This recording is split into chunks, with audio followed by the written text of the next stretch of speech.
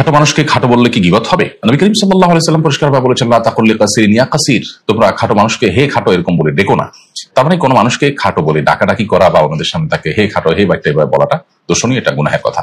যদি কারোর অগোচরে বলা হয় সে খাটো, এটা জাস্ট তার সমালোচনা করে যদি বলা হয় তাহলে সেটা গুনাহের কাজ হবে এবং গীবতের বিষয় হবে। যদি কারোর পেছনে তার অবয়বের বর্ণনা দেওয়ার প্রয়োজন হয়, যেমন বিবাহের আলোচনা চলছে, তাকে এখনো দেখেনি যারা বিবাহের প্রস্তাবক, তার ব্যাপারে তাদের কাছে যদি প্রয়োজনের প্রেক্ষিতে যদি তার অবয়ব বর্ণনা দিতে গিয়ে বলা হয় তিনি খাটো প্রকৃতি, তাহলে সেটা দোষণীয় নয়, কারণ সেটা প্রয়োজনই বলা হচ্ছে।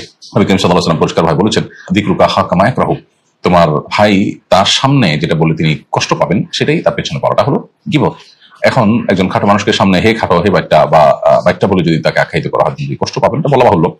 অতএব তার পেছনে তাকে খাটো বলে আখ্যায়িত করলে সেটা গীবতের অন্তর্ভুক্ত হবে। মানুষের মনে কষ্ট দেওয়ার বিষয়টাকে শরীয়ত অত্যন্ত ভয়াবহ অপরাধ হিসেবে বিবেচনা করেছে। মানুষ যাতে কোনোভাবে ডিপ্রেশন না যায়, সামাজিকভাবে হেয় প্রতিপন্ন না হয়, পরে শরীয়ত যাবতীয় ব্যবস্থা গ্রহণ করার নির্দেশনা